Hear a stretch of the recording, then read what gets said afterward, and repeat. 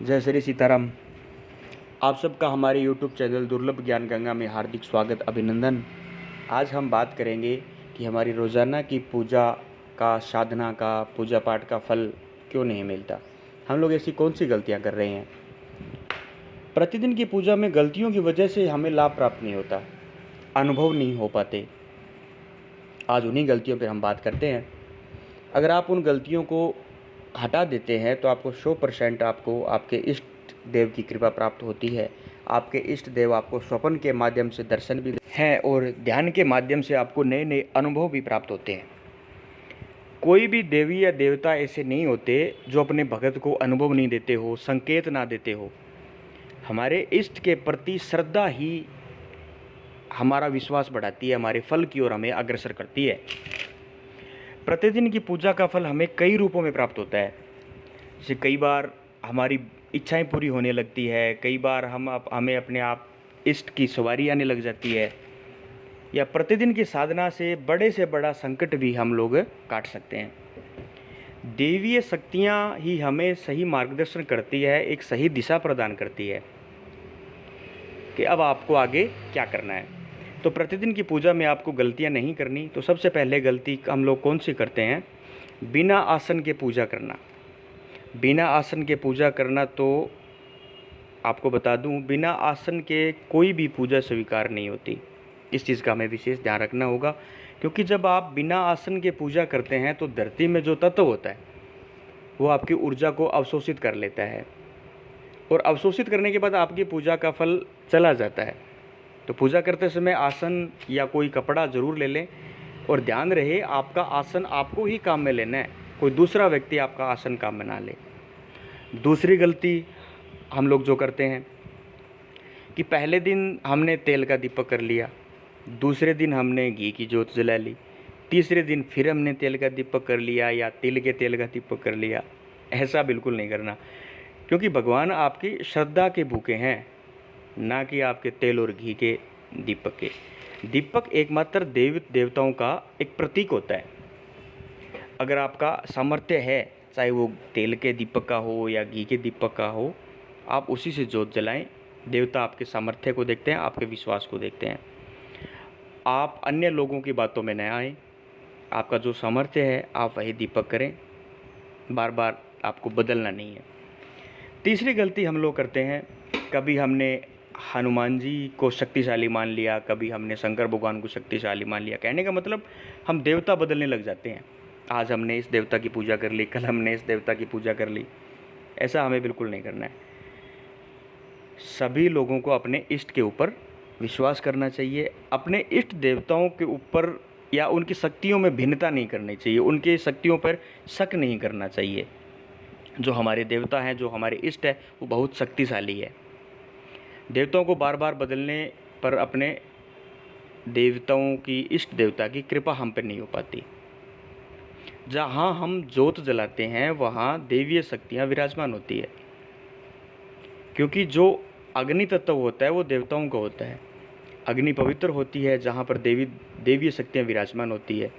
दीपक के द्वारा ही वह शक्तियाँ वहाँ पर आती है, और कभी कभी देवताओं को बदल बदल कर पूजा करने से वहाँ पे देवीय शक्तियाँ आना बंद हो जाती है। एक देवता, कोई भी एक देवता आपका इष्ट, आपकी भक्ति ही उनमें शक्ति भरती है। आपकी जितनी ज़्यादा तेज़ भक्ति होगी, उनका तेज भी, उनकी शक्ति भी उतनी ही तीव्र होगी।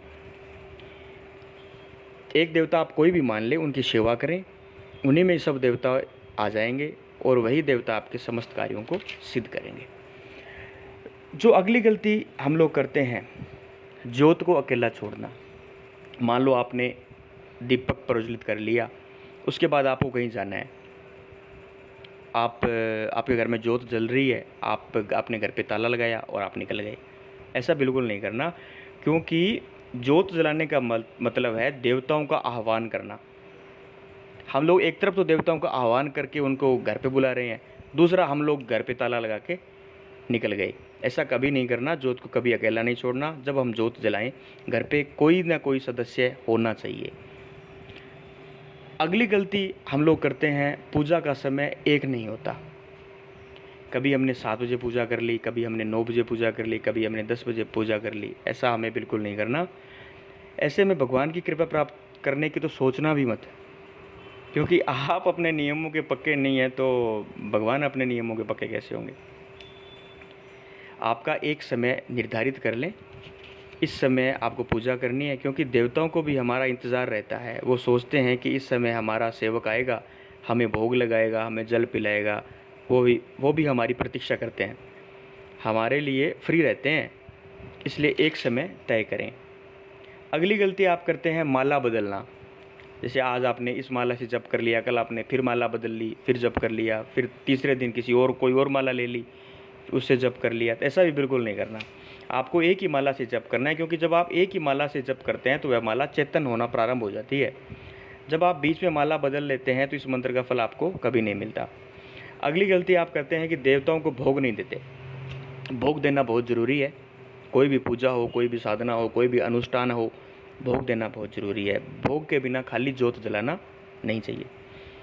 भोग चाहे आप मिश्री का दें या घी गुड़ का दें, कोई भी आप भोग दे सकते हैं। भोग देने के बाद में आप सबको बांट सकते हैं। उस भोग की पावर में आपको बताता हूँ कि भोग के अंदर वह शक्ति होती है, वह ईश्वरीय शक्तियाँ विराजमान होती है, जो बड़ी से बड़ी नकारात्मक शक्तियों को हटाने में वह भोग सक्षम होता है।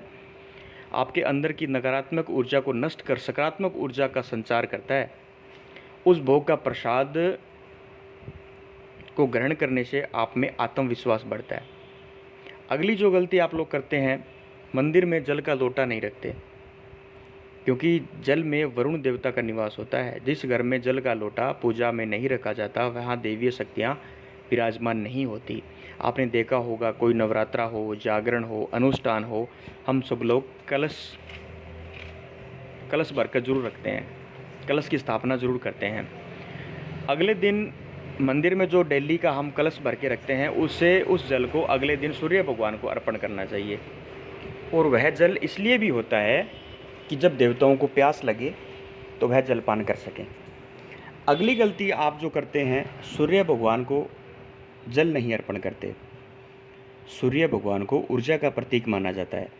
सूर्य भगवान ऊर्जा के प्रतीक है। सूर्य भगवान को सूर्य नारायण भगवान भी कहते हैं।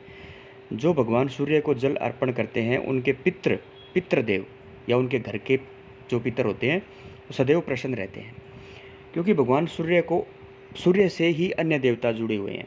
इसलिए सूर्य भगवान को जल जरूर अर्पण करें। अगली गलती जो आप लोग करते हैं, पूजा के बाद आरती नहीं करते। पूजा के बाद आरती करना बहुत ज़रूरी है, क्योंकि आरती ही एकमात्र पूजा का एक ऐसा अंग होता है जिससे हमारे द्वारा पूजा में की गई गलतियाँ या गलतियों के लिए हमें क्षमा याचना हम कर सकते हैं। हमें क्षमा मिलती भी है। देवताओं द्वारा हमें क्षमा किया जाता है, हमारी भूल को माफ़ किया जाता है, हमारी पूजा का फल भी हमें मिलता है। तो कभी भी ये गलतियाँ ना करें, क्योंकि इन्हीं गलतियों के कारण देवीय शक्तियाँ हमारे घर में निवास नहीं करती, हमें पूजा का फल पूर्ण रूप से प्राप्त नहीं हो पाता। तो आज से ही इन गलतियों को हटाएं। आप देखेंगे कि आपकी पूजा का फल आपको मिलना चालू हो गया है। देवताओं के दर्शन भी आपको स्वप्न के माध्यम से शुरू हो जाते हैं। ईश्वरीय कृपा आपको प्राप्त होना चालू हो जाती है। मुझे आशा ही नहीं, पूर्ण विश्वास है आपको ये जानकारी अत्यंत पसंद आई होगी। पहली बार जो वीडियो पे आए हैं वो चैनल को सब्सक्राइब कर लें, ताकि आने वाली नवीन जानकारी आप तक पहुंच सके। आप हमारे साथ दुर्लभ ज्ञान गंगा चैनल पर जुड़ सकते हैं। इसमें आपका कोई पैसा नहीं लगना। बेल आइकन को दबाइए ताकि सबसे पहले जानकारी आप तक पहुंच सके। लाइक शेयर कीजिए ताकि और भी भाई बहन इस चीज़ का फ़ायदा उठा सकें। बाबा रुणीचा सरकार से विनती करता हूँ कि वो आप सब पर कृपा करें। जल्दी मिलते हैं एक नई जानकारी के साथ। जय श्री सीताराम।